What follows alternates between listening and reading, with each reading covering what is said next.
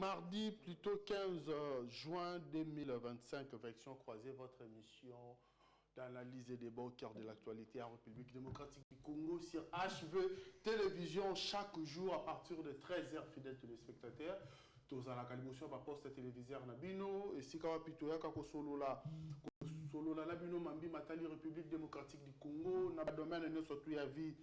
Bino Bato Bozuli Bakou Kolenda Biso na page Nabiso officielle HV Télévision sur Facebook, Mbote Nabino, ba internaute surtout na poto et partout dans le monde. Bino ba Bochaka Misu ya Kolenda Makamundenge Koleka, la République démocratique du Congo. Nous allons essayer d'en parler aujourd'hui. Affaire Constant Moutamba, complot ou procédure logique de la justice. On va essayer de parler parce qu'après mise en accusation, il y a Ndeko Constant Moutamba, ministre honoraire, il y a justice et garde des Sceaux. Constant Moutamba, ça qui apparition devant le juge naturel. Constant Moutamba qu'on a vu en tout cas maigri, hein, tout le monde qui Constant Moutamba qui a vraiment perdu poids naïe. Mais de l'autre côté, il y a des ceux qui parlent ou qui chantent d'un complot contre le jeune ministre, mais s'il faut parler de ministre honoraire Constant Moutamba par rapport, il y a une initiative qui a un appareil judiciaire qu'il avait donc compris que le président avait jugé malade. On va essayer de parler dans ma Constant Moutamba. Quid aujourd'hui dans l'état général de la justice, parce que nous avons suivi le Mineta Aïe, maître Samuel Mbemba Tanda, ministre AI à justice, où le cas qui n'a pas honte, il y a Radio Top Congo, pas confrère, on a vu sur Top Congo, et c'est puis à qui a dénoncé proposition au moins dans le cas Constant Moutamba Tchaki après État général de justice, a proposé que le chef de l'État Félix Tshisekedi a comme Bongo membre du Conseil suprême de la magistrature. Selon moi, dans le cas Samuel Mbemba Alobi, les Amalamouté, qu'on soit Félix Tshisekedi, Koko Misaye, la qualité n'a président de la République comme membre du Conseil suprême de la magistrature parce que ça serait reculé de plus de 30 ans, parce que la justice doit demeurer indépendante et que le poste d'un président de la République est essentiellement politique et que le président de la République, tant qu'un acteur politique, ne pourrait pas prendre part. Dans la réunion, il y a un magistrat ou un juge et que la justice doit rester et demeurer indépendante. Décision, il y a le président de la République comme un acteur politique risquerait d'influencer la justice. À ce moment, la justice ne sera plus indépendante. Qui a mené cette proposition? C'est Constant Moutamba. Lors des derniers États généraux de la justice. Ou contre? Est-ce qu'il faire le président de la République, membre du Conseil suprême de la magistrature, et qu'ils ont dit ça, République démocratique du Congo Sima, sur le plan démocratique? On va essayer d'en parler à Mokolo Alelo. Et puis, si le temps, on va essayer d'analyser aussi sur le propos, il y a Ndeko Godempoi, par rapport, il y a démolition, il y a Ndakunaye, Tokolo Belango, Mokolo Alelo, propos à Tenaki. En face de moi, un invité habitué de notre plateau, il est avocat de carrière, il est doctorant en droit à l'université de Kinshasa et analyste politique indépendant. Maître Cédric Badibangantumba, maître, bonjour et bienvenue dans le plateau de croisé. En tout cas, merci beaucoup Ndeko Ange, merci Pena Baeba Kolanda Biso Natango Oyo. Nasengi na bango balanda biso bandekino suka ya émission. Merci. Maître, pour ton compte en vif, il y a un sujet Nabiso directement. Une question d'abord avant d'entrer. Pourquoi est-ce qu'en République démocratique du Congo, si un politique ou un acteur politique est en train de gérer, il s'est dit avoir la confiance du chef de l'État, il travaille sous la vision du chef de l'État, tout ce qu'il fait, c'est sous l'impulsion du chef de l'État, mais une fois qu'il est mis devant la justice, on brandit souvent plus le caractère d'un complot, les complot, les cabales, les nini. Pourquoi est-ce que, s'il faut dire la question, est-ce que les politiques ne doivent pas être justifiables? Ou ne sont-ils pas justifiables? Bon, en fait, en principe, nous avons Azako géré. Donc, en tout cas, indépendamment, il y a une qualité spéciale, il y a Batou.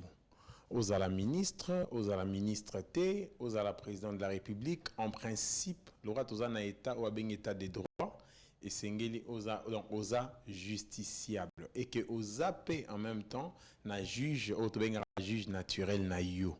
Et donc, le fait que OSA, par exemple, ministre, OSA député, OSA justiciable, seulement, loi Nabiso à Congo et créer moi des conditions en fonction de la qualité à Batou pour justement comme battre la musala ya mutna parce que la fonction baza ko exercer la fonction étatique et que ba plainte moko mike parfois oui ko mettre en péril tes intérêts général au batona baza ko poursuivre yango no moni parfois pour funda moi ministre sengi aux moi autorisation ya ko funda ye na niveau ya parlement tout le monde qui a constat entre Yéna, Monsieur Vondé, Firmin Vondé, exactement. Et en même temps, vous appelez député pour fonder, il faut ma condition. Si la présidente de la République, tout ça, ils apprennent à protéger, mais protéger car la fonction au bazar qu'on exercer. Pe na ba makambo baza ko sala en fonction peut-être il y a ba service rendu. Aux moments que ministère par exemple la finance, il y a ainsi de suite DG baza ko exercer ma mission pour un intérêt général. Alors quoi ko bouleverser donc court-circuiter fonction musa na bango en fonction ba dossier moro Bénin parfois ils bien maintenant on a yebi c'est que peu importe où yozali sauf que vous déposez plainte na bisiko fo afunda mutwana au moins ba fongolé les dossiers au moins ba entendre pour confirmer plainte na yo parce que ce que nous avons remarqué depuis un certain temps ba o baza na makasi ya kokamba République démocratique du Congo ba o baza na ba poster et si kawapi l'état pesi bango makoki ya kosalela mboka une fois va porter plainte une fois va mettre devant la justice c'est comme Malikambu ya complot adversaire politique nanga balingi boyete balingi avancement ya boyete en tout cas c'est ça fait un bon moment où batunyo surtout oyo toyebi kambaka misolo ya l'état to ba poste ya l'état ce qui est commis devant devant la justice c'est comme commis complot est-ce que vous aussi par exemple na kaya de Constant Mutamba vous avez l'impression que les complot les Mutambaza as victime nango? En tout cas, ce qui te centré question na yo bien. Toi, accent on a cadre Constant Mutamba. Ma réponse est un peu mitigée.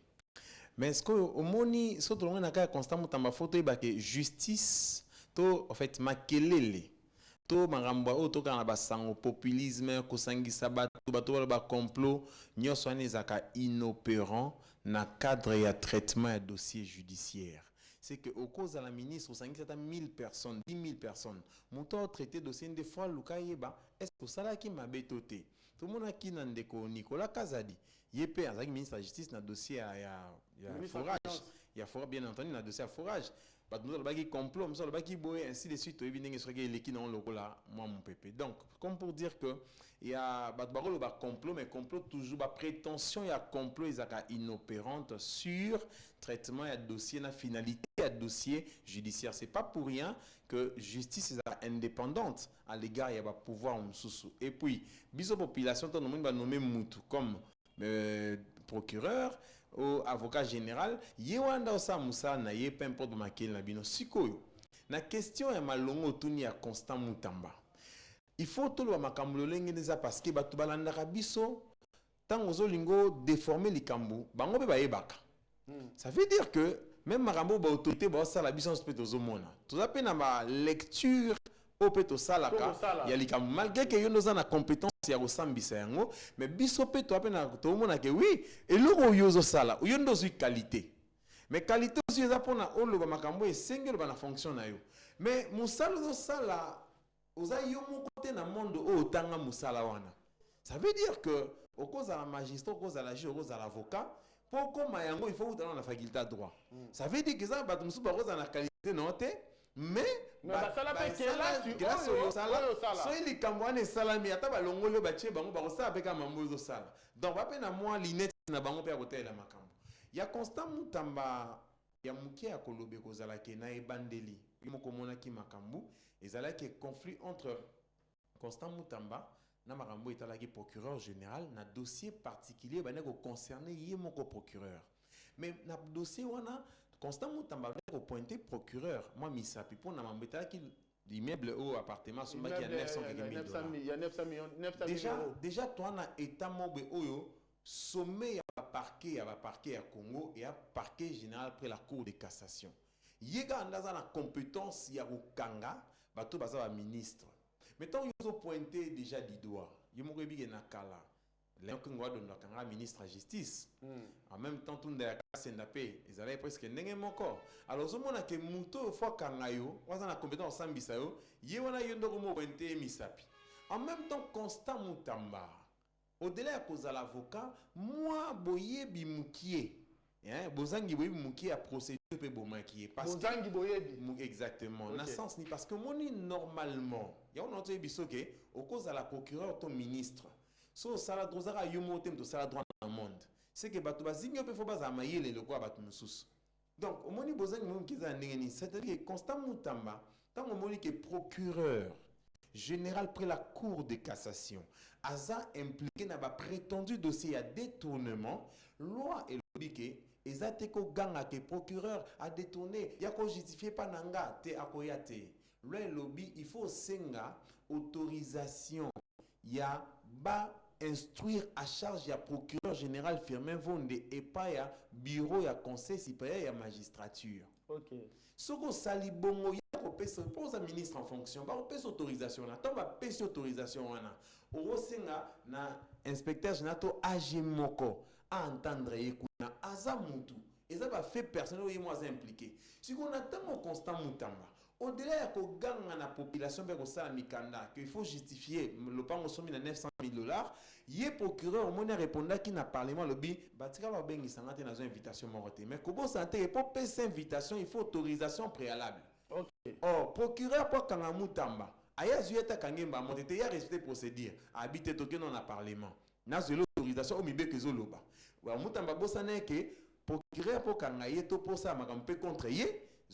Donc Moutamba nakana ya a respecter qui procédure ta wala ki ko tiana nu makelele na télévision. Exactement. OK. Si autant to longue wana yo mo rebi ke lisola Moutamba o ezalaki na cadre ya conférence bande ko animer ezalaki kaka ye na premier ministre to ko loba ki batmus ba ko loba ke non bozo sala ba près d'intention. Oui mais eza makambo salami to ko bongo la mai na vignoté. Premier ministre na kati ya sal Moutamba lobe ki solo ya détournement. Mais Moutamba bosanaki que en principe so to sur la détournement to ko konka na kati ya nzoto ya batu oyo bazana malasi ya kozala fonctionnaire to haut fonctionnaire ya l'état. C'est-à-dire so nyo sala détournement au cause de la population avant indi na kati kuna te na salle wana te parce que wana c'est la population wana ba ko détourner ni ba géraka te. Exactement. Donc si ko so le but de détournement so eza na kati no mo Moutamba te c'est que il faut eza na kati ya moko na bino aza na kati wana. Or au fonctionnaire na kati ya salle wana eza ki premier ministre Madame Souminwa. Alors toko benga on prend l'intention parce que si ta ke directement te mais tout monde a quitté Moutamba pe ko ya ko présenter excuse n'est pas mama wana te. Mais dans les cas où on a Moutamba na dossier siko bazuye parce que tant que yo pointé ba tunibeko ba to bazo jimeleo likambo etali Moutamba concernant ya dossier à détournement il y a 39 millions de dollars.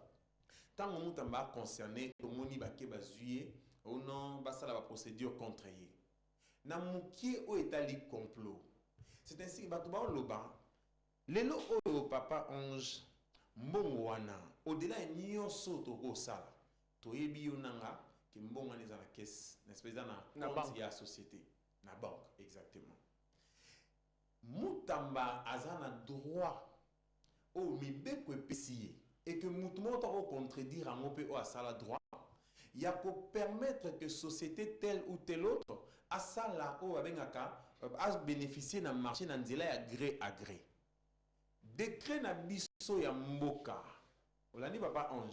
Où ils ont organisé marché public et limité octroi à marché public n'a procédé à gré, c'est-à-dire que Binoum Balika entre ministre et entreprise va payer marché. Exactement. Et limité à noter na montant mokoboé. Mais seulement on a pouvoir en tant qu'autorité contractante de payer ça marché. Mais tant qu'on a payé marché, ma besoin ou tant que parce que d'après ma source un peu indiscrète, au bas na compétence wana ba lobi que mbongo wana tango yaki Il y a qui le roi Mbongo, na combo ya l'État congolais. Tant que côté dans l'État congolais, rubrique dans les alaki pour la réparation. Il y a victime, il y a guerre à 6 jours. Exactement.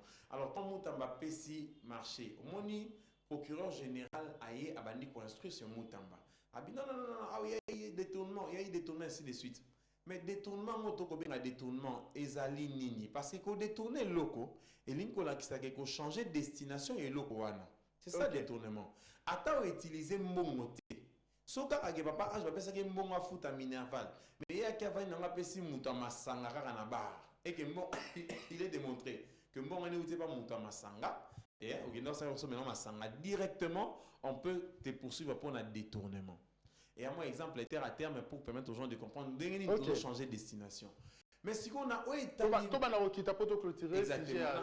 Itali Moutamba, on comprendre que procureur a lobby que société ou nezali, ils ont coexisté. Mais seulement, à ça n'a pas personnel, tout effectif personnel, il y a beaucoup de n'a pas matériel. Exactement. Toi, Bibison, on a Congo Oyo. C'est pas la société nyonso batongi, la société où va bénéficier de la marché de moni batongi, ba immeuble nyonso tout non non. Na Congo to ebi ki un système où to encourager té au ministre parfois a qui octroyer marché, mais tant octroyer marché on est muto à bénéficier à l'outil société. Il peut la sous-traiter. Ah exactement, ça les sous-traitance. Au moni bena œuvre pétélémi. Mais seulement bazo reprocher muto balbi que non, ta la koto yo il faut na épicer le mot quoi muto ya. Procès à Moutamba na kolobake esila ki ya mwete banda. Na sens nini. Tant on va retenir défaut contre Moutamba, balobi non ba bengani ba avocat ne moni procureur sali réquisitoire na asala on petit na suka. C'est-à-dire que alobi na makambo ya zo reprocher Moutamba. Alobi na place so apesa dans 19 millions, hein, il y a pesi mo au-delà de 30%. Il y a 30%. Alors si ko tant yo zo reprocher hier ka pesi mo au-delà de 30%. Papa Ange na batu ba otala biso yebi. Procureur ya République azana eloko moto ko démontrer biso loko la mibeko ya Congo et lobby ke so moto a pesi na société o mérita ki marché mbongo au-delà ya pourcentage requis abenga ngo détournement exacté. Pourquoi? Parce que mibeko na biso so ke créer infraction te yo ko benga ngo infraction te. Il fallait que normalement loi ya marché public ba prescription ya loi ya marché public papa Ange sur ba pourcentage au-delà. To makambo loi yango mo résolve besenga ko sala mosalité. Loi lobité ke za yango ndé. Maître, to zui temps mingi ya ko lobela bango. Exactement. Lelo poto clôturer dossier. Nazongeli motuna nanga. Est-ce que vous avez comme l'impression que le dossier Moutamba est un complot? C'est vraiment l'impression que j'ai. Pourquoi? Dans 2 secondes parce que exact dossier libosoté aux République démocratique du Congo ils ont connaître pour nous traiter pour un détournement. Pourquoi est-ce qu'on va faire un complot contre Moutamba? Si je te réponds, je dis comment la bande d'accord biso de makambo oyo n'enga pointa qui doit Genèse il y a problème là-bas. Exactement. Alors du coup le roi de Sango Bongo na le bande complot na sens ya ke ba dossier ya ba détournement. Oh to moni ke mbongo eza détourné et puis mbongo pe limwe mbongo pe zongi na caisse à l'état té batikali ko poursuivre yango te. Ozo imaginer ba mususu ko to ba poursuivre bango mais ba to pas impliqué na kati batikali ko landela bango pété. Yango ezo pesa impression mais ndenge ni dossier Moutamba oyo berrer so société za ko exister et que bomoni que société ne ko mériter marché te bozu na par exemple mokie o ya complot papa Ange. Régularité à marché au Moutamba salaki. Et Zalaki subordonné Nengo Yebi na cadre marché, il a avis de non-objection, il y a directeur général, il y a DGSMP. Comment comprendre que directeur général DGSMP ou Bino Bolobi que marché est irrégulier, mais il y a une compétence générale. Il y a le logo là, il y a procureur, il y a coupé sa avis ou à non aïe à Pessi yango. Et que le premier ministre a mis sa boy coupé sa approbation naïe. Mais Moutamba bénéficier d'une approbation parce que silence il y a un premier ministre et ils ont payé autorisation il y a cause approbation on a 10 jours après 10 jours exactement si vous Mouto a payé si yo benga détournement Mouto a payé ça qui a vu des objections pour marcher on a la prétendu régulier autre c'était quoi donc yo sur ticket libre. Merci ça beaucoup. Veut dire que ça veut dire que à quelques gars après bozo viser de Moutamba. Merci beaucoup Maître Cédric Tumbabadi Banga. J'espère que la population va vous biso Le 23, procès à Maître Constant Moutambe qui continue. Tokonungato ye banano makambo Maître Alobi awa. Na o bakosa la kuna total là nous nengeni ni procès il y a Maître Constant Moutambe tungunga kokende. Est-ce que ça complot contre Constant Moutambe et ça procédure normale il y a justice.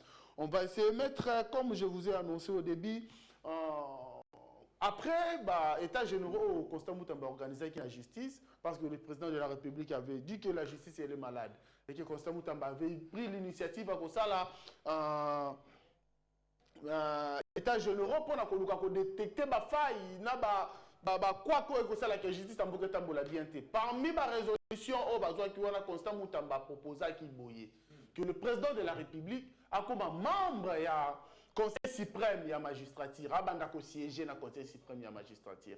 Mais le ministre Aïe, qui adjoint ya Moutambe, ou a intérim lelo, a lobby cette proposition là, c'est une proposition qui va venir faire reculer la RDC sur le plan démocratique alors que nous sommes avancés sur le plan démocratique et que la décision sentimentale. Parce que le poste du chef de l'État est un poste politique et qu'un politique ne peut pas siéger parmi les magistrats et que Zalabongo a vu que banda ko coincé to ko peser sur le colo ya ba magistrat il faut bazala neutre et transparent. Est-ce que vous avez comment avez-vous appris s'il faut dire analyser décision à Moutambe réplique à Ndeko Samuel Membatanda? Merci beaucoup Ndeko Ange, en quelques minutes seulement. En fait, Moutambe, il faut que Bilo Moko. Abandé ko jouer na auto bengaka la théorie du fou du roi. OK. Fou du roi, eza théorie oyo moto roi pesi musala a koluka kosala nyonso ko sepelisa roi même si roi sengi moté. Et en retour en principe, le fou du roi azara toujours na récompense parce qu'à fois à la protéger na roi. Pour yenyo so sala, ezara pas plaire kaka na mokonzi. Ata mokonzi asengi ngote, il faut na lancena no ata manda mobe ba pesa nga ba kangana no bananga. Il faut ba condamner lenga bananga ata par défaut. Président Bengeta elisete que non na moni poursuivre non bananga, na moni na Kabila kuna Kabila le bobeta lisola Kabila te. Et va nous kimia. Et puis Kabila kuna bon, il faut toi attaquer na nous kuna bos récupérer autorisation wana. Loko la paix auditeur général a récupéré déjà autorisation à Moutambe pona senga poursuite naie tout ça dans le parlement au moins il m'a ramené tout salami. Donc est-ce que ma ramener ça plus grave tant on attaquer bananga baza bato yimo yebi que sensibilité à makasi tant on attaquer mon droit Kabila il faut bakaza na baracine toujours attendre na RDC mais Moutambe à la kisi il a osé à la kisi que au-delà il y a bien on a na bénéficier pas Kabila au-delà la gratitude au qu'on a na zone pas Kabila ba poste musonga na commune na zaleza pona Kabila abinon la patrie d'abord. Alors par conséquent, président Bengi était Moumoni Moutamba pour récupérer tout Kangano Kabila tout condamné, même si est comme une soukate. Ça voudrait dire que Moutamba laxi que Bolingo ya patrie naye et liboso, mais Moutamba joué au fou du roi parce qu'il a pas se copier dans mon kondi naye. Mais mon kondi exactement parce qu'il y a un fou du roi parce que fou du roi tant ça non ça dit hier ça là pour la roi neza mabete. Parce que au Kolobage pour la président na kitine na kimia ba o ba bundisa e fonga na bundisa bango. OK. Yango na Moutambe. Mais au komona ke na Moutambe tant wasa biloko na en principe quand na biso que au la bénéficier na protection ya roi. Ya roi. En cas ya mabe, roi me tika ina musika otalela. Yango to moyi na procès o ya witiko le cas dernièrement awawa. Ba avocat tant ba soulever moi exception na muke ba lobi que non loi et lobby que ce qui ministre tout moko autorisation les accords subordonnés à autorisation et que il faut pas funda il faut que funda manaye ça na requête ya ministère public. Or na cas autorisation ngoyo Mutamba ba sali document et pas ya greffier principal ya cour de cassation. Et ça procureur té. OK. Au-delà ba réquisition procureur à cause à salaki et le est saisir cour ezali document un greffier principal. Or et ça la makabongo soki bato assez. Bato ba biso mais bato assez. Yango moni en pour clan, yango moni pour les cour à se déclarer non saisi. To alobake non en tout cas dans les cas d'espèces action irrécevable cour alobi niet pas question de renvoyer les 23. On les 23 to zelaye na question na banabiso document est saisir yé. Et là, par rapport à Moutamba, entre Yéna, vice-ministre, Papa Ange, il faut que vous le remonter. Moutamba, il faut que vous pour assurer ça, Mokondiamboka. Il y a créé une théorie, il y a membre actif, un membre passif au sein du Conseil supérieur de la magistrature, dans la loi où il y a proposé. Mais le problème, c'est qu'il faut qu'on y ait rappelé avant de proposer Makamou, nature exacte du Conseil supérieur de la magistrature, avant il y a qu'on proposer la loi. Parce que quand on intègre le président de la République, oui, intégration n'est-ce que cause un impact nini. À partir du moment où président en tant que magistrat suprême il y a Congo Nabiso, bah PC même na constitution un mot comme Bekoli Kondi, autobengaka pouvoir y a ko nommer et à ko révoquer magistrat. Au-delà des pouvoirs on a tangélio. Président de la République il y a moka car pas un magistrat suprême. Il y a des cas où il faut admettre promotion un magistrat, réhabilitation un magistrat, mise à la retraite un magistrat. C'est-à-dire démission un magistrat, nomination à cité qui il a déjà beaucoup de pouvoir. Il a pouvoir et les pouvoirs ça y est sans décision na yé ko sala maté. Si go conseil supérieur magistrature, il y a le organe oiseau gérer carrière et un magistrat, puis on a pouvoir disciplinaire sur magistrat, mais seulement pouvoir disciplinaire na yé et ça va dépendre na ba proposition, c'est-à-dire ça n'est pas proposition. Si comment comprendre que organe oyo déjà il y a un moment on a sala à la nature. Aza n'a même lié sur décision du président de la République. Et puis, indépendance, il y a justice, et il y a justice, et ça rappelle d'une séparation, il y a pouvoir. Et puis, constitution, il y a un mot cannabis, c'est un mécanisme constitutionnel, il y a pour protéger, pour éviter l'empiètement, il y a pouvoir. Donc, on va comprendre que monsieur Bemba, vice-ministre. Samuel Ntanda Bemba, oui. Exactement. Donc, pour ma part, j'estime que ce serait que ça la moins mingi sans faire de trop. Donc il y a ça la moins mingi. Donc Samuel même va réfléchir bien. Samuel même va la réflexion bien. Vaut mieux système n'abîme le président de la République attends azane libanda mais seulement le problème c'est comment bolingi pour que président de la République pas dans le pouvoir. Il y a pour gracier mutu parce qu'en tant que magistrat suprême azan a pouvoir il y a grâce présidentielle. Ba condamner les lois la justice. Par le but de décision on est insusceptible de recours. Mais il y a un lobby non na gracier moututel. Vous comprenez? Oui. Donc, en fait, comme pour dire que il serait mieux qu'au président de la République. Donc, intégrer le chef de l'État dans le Conseil suprême en magistrature, ce n'était pas important.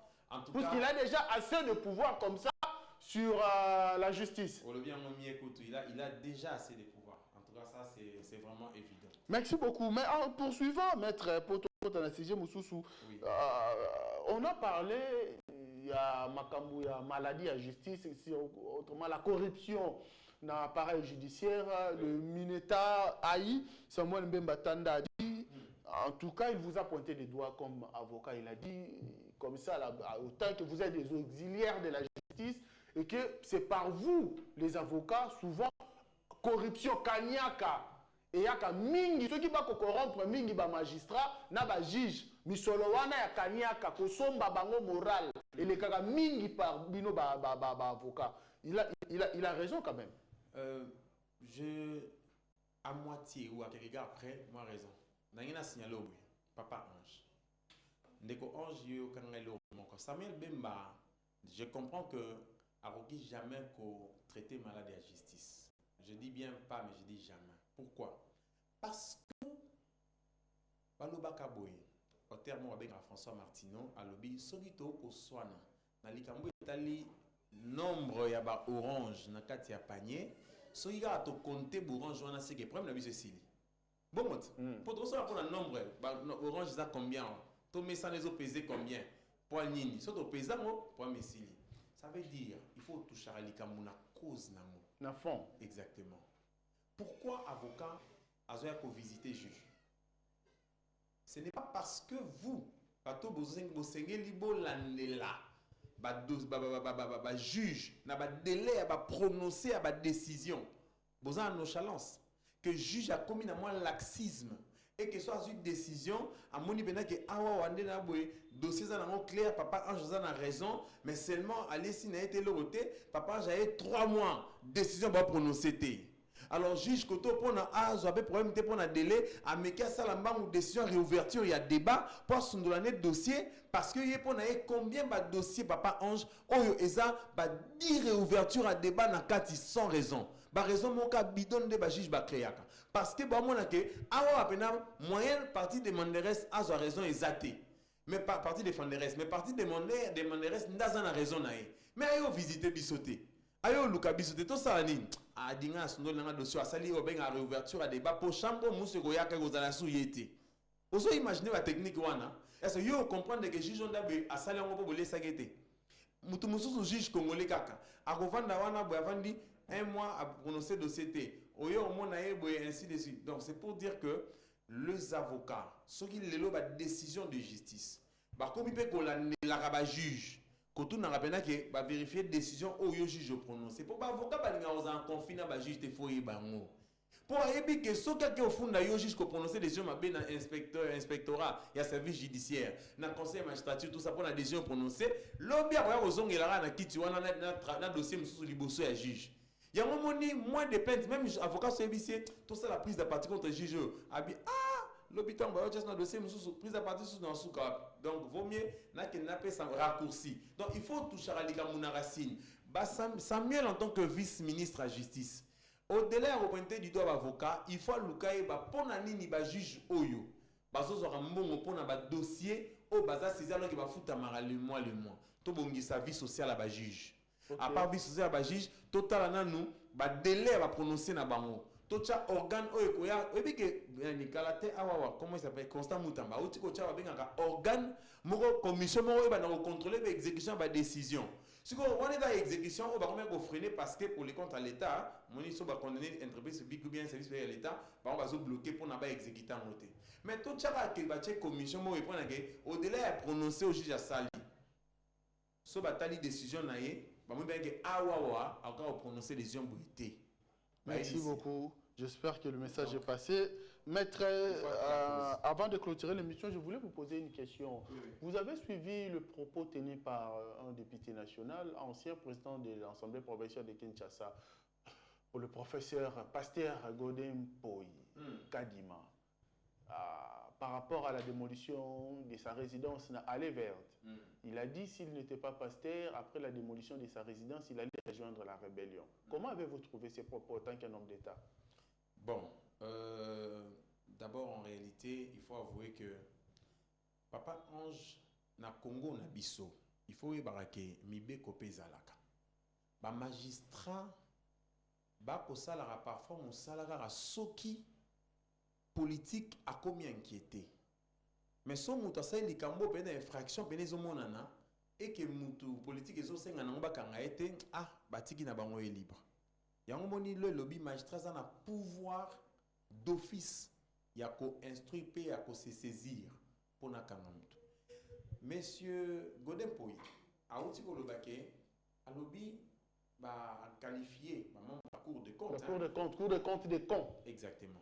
Tu peux t'imaginer que yo ozobenga obi cour de compte ya con ya ba con donc ça dit que ba magistrat wana o ba sa musala ndenge mibe que pesi bango nde ba con donc c'est une injure publique alors peut-être biso population to ko mona bongo to modinga ata mona ta magistrat ata o kangate mais a interpeller qui to comprendre que mboka na biso mibe que ezalaka mais ce qui mutu au-delà ya émotion o ya zanango awa ko se contenter parce que to comprendre to ko compatir na parce que le pango mutu a se sacrifier pour nango depuis bané belé mais au-delà ya wana ils ont ba procédure parce que non ka kazana ba thèse belé non 13 doctorats exactement ça dit ba thèse nyonso wana ye fois ba que procédure pesaka tant mutu mbachela ki bango kaka bango ba église ba futa mongo moko bewana tout ça et puis bazwaka carte ya permis église azaki mutu liboso ya koloba ke constitution ya mboka et boyi que to photo cha permis et boyi ba biloko wana ministre justice dans la compétence wana te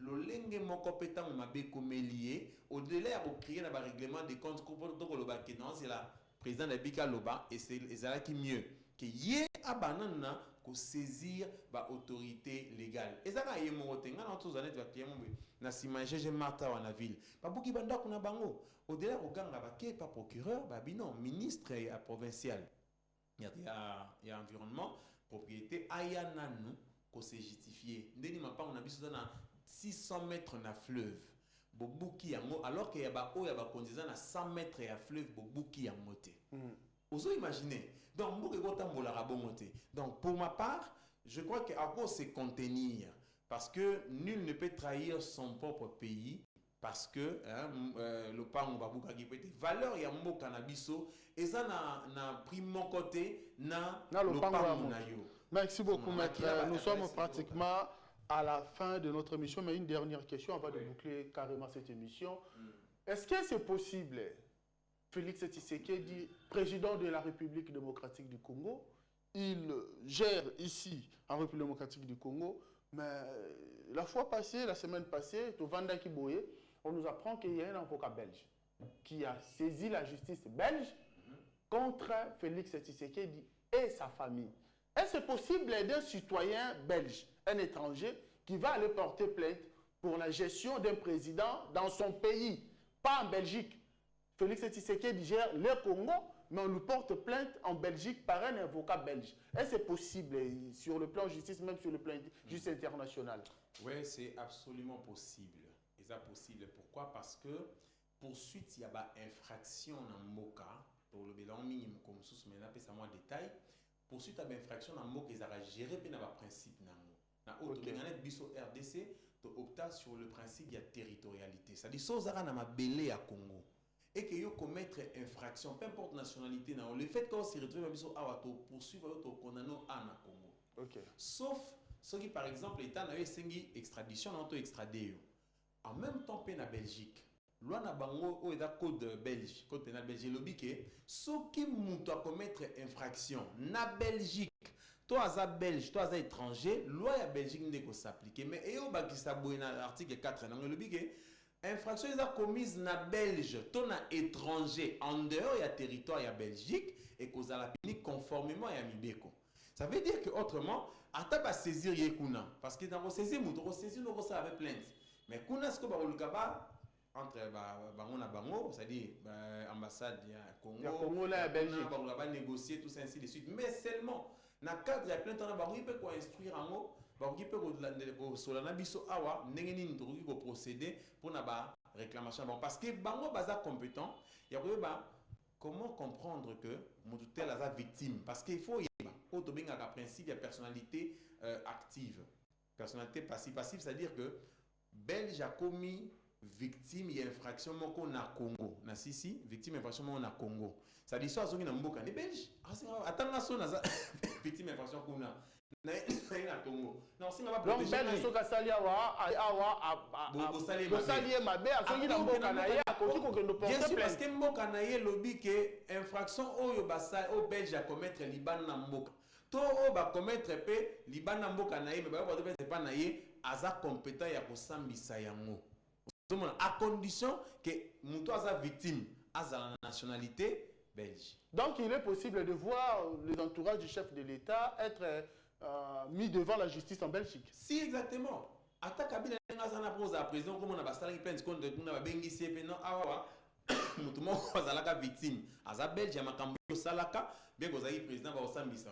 Mais si on a biso na Congo wa tant que lobby conformément à la loi, il faut la condition spéciale où le prévoir. Ce qui est infraction, nous avons une infraction, il y a droit commun par exemple. Pour la biso na Congo, pour poursuivre le président, il faut que la mandat est ici là. Donc les infractions droit commun commises en dehors de sa fonction ainsi de suite.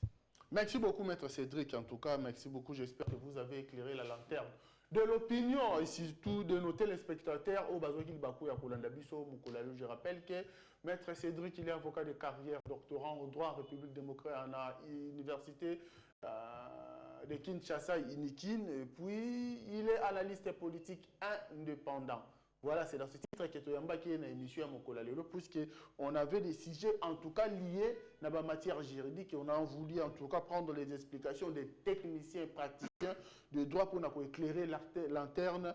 Il y a opinion, nous sommes très heureux fidèles téléspectateurs, notre émission touche à sa fin. Merci beaucoup à la grande équipe Grâce Solé, à la manœuvre en tout cas. Merci beaucoup. Je vous laisse entre les mains de Popol Mbongo et puis restez branchés là-bas. Canal Nabiso HV Télévision, on se retrouve demain, même chaîne, même heure. Moi, je vous dis au revoir.